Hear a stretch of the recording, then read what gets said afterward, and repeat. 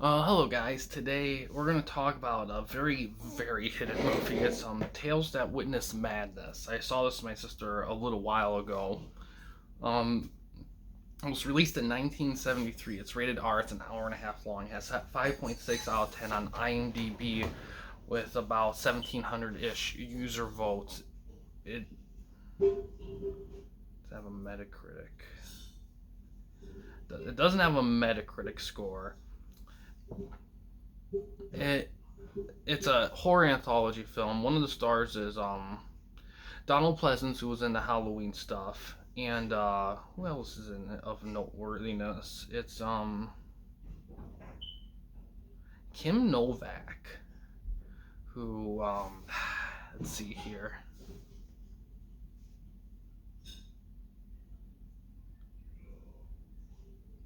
who was in Vertigo. The movie was directed by who directed this thing? Freddie Francis. Let's see what else he did here.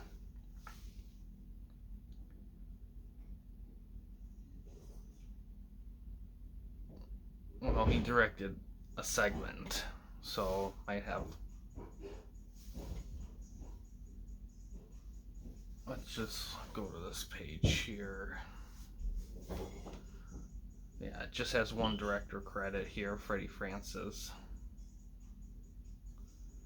He is also known for. He was a cinematographer in a lot of great movies. He was a cinematographer in some classics like Elephant Man, Glory, Cape Fear. So he's had the pedigree in these things. Just what it seems like what happened was because a lot of these films came, pretty much all of the work he's known for came after this movie. So he probably started as a director and then went to cinematography, and that's kind of where he found his sweet spot. And then on Rotten Tomatoes, the movie only has 3 critic reviews, so it doesn't have anything like that. It has 30% in the audience score with 100-ish audience people, and no, nothing really else there.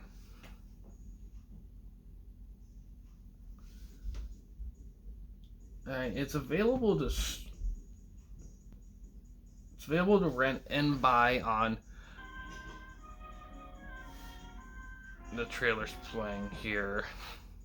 Available to rent and buy on Google Play, Apple TV, YouTube, Microsoft, and Amazon.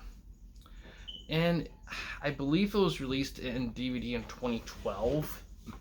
That's the best I could find for that. The best way to describe this anthology is interesting, not necessarily good. Now, this one has 4 stories with an interesting wraparound. I love the tiny build up in this. This isn't a spoiler, but the way they build up each story is the doctor's giving a tour to a higher up on what he's been doing, and there's 4 rooms with 4 patients, and each one has a story. Now, what I love about it is you go in the room, and the room is decorated around what that character is. So you don't know what's in there. You don't know what you're going to get yourself into. And granted, that's similar to horror anthologies, but what I like about this is that it's a good pace of clues of what you might be seeing. It's very interesting. The story themselves, it's horror-ish, but it's not. They're not really that scary. They have good ingredients to be horror, but I don't know. I feel like almost not enough time was dedicated to some of them. The last story, though, to be honest, the last story was tough. I felt like the last story they meant to be like the big one, but it didn't. I don't know. It didn't feel like there was really any sort of payoff in it. Everything just kind of went through as planned. Nothing really went awry in it. And I don't know. There's just that might be a spoiler, but I don't know. This could have been the problem with the stories themselves is that they're not this thing isn't really gory. There is some blood, but it's not gory. Um, the stories themselves can be intriguing. I especially liked the first story has a beauty in its simplicity. The first story is a boy with an imaginary friend that's a tiger, and it gets on their parents' nerves over time. So that one's pretty interesting. I kind of like that. The second one's interesting. It's a guy and his girl's antique store, and he got inherited some antiques, and one of them's a picture of an Uncle Arthur that comes with an old timey bike, and that has some.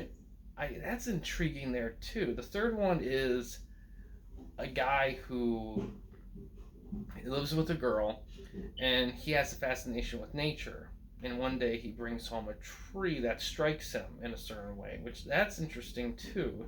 The third one, the third one, you can tell in the third one they put a lot of like investment in that one, just the way everything's set up and everything. You can kind of tell compared to the other ones. This one feels like it's going to be their big story,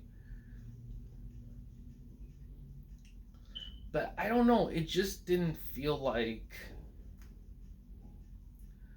there was. And the best that's the best thing you strive. It didn't feel like there was much of a payoff to it, and that kind of leaves kind of a taste because the other three stories did have some sort of payoff to them in some way, shape, or form. This one really didn't. And to be honest, the story in the other three I thought was a little bit better. Just more felt more original in those three. So the I wouldn't call the final story of the week though, because there is a lot of aspects in it that feel strong. It's just I feel like the other stories kind of got shafted a little bit for that one. I think they deserved probably a little bit more dedication towards.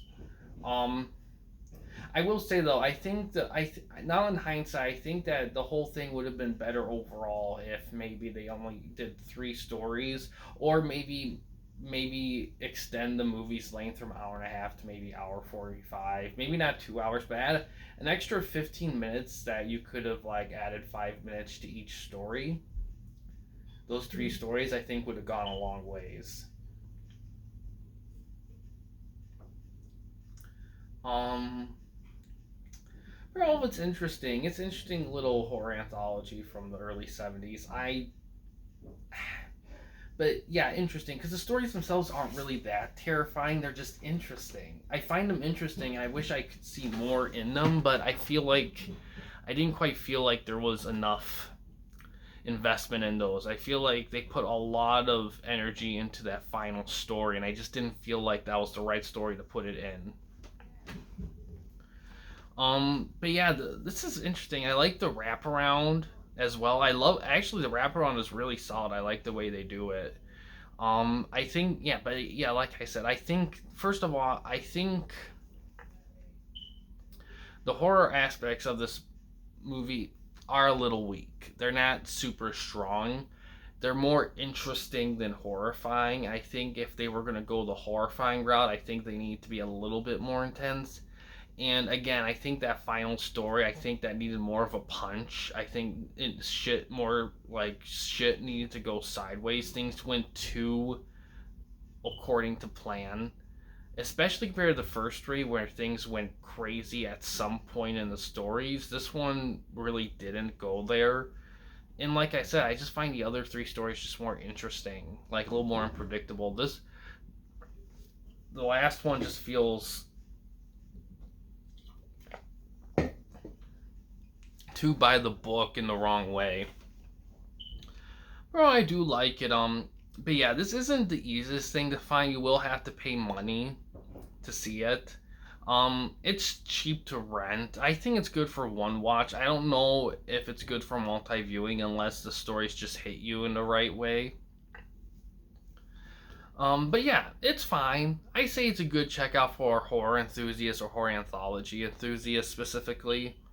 It's not the best, but I don't think it's the worst in the world. I think it does offer some intriguing things. I think it needed a little bit more intensity, and I think it needed its effort more diversified among the stories. And I think in the writing room, I think they should have tweaked some things, maybe gave some of the stories a little bit more focus over the last one.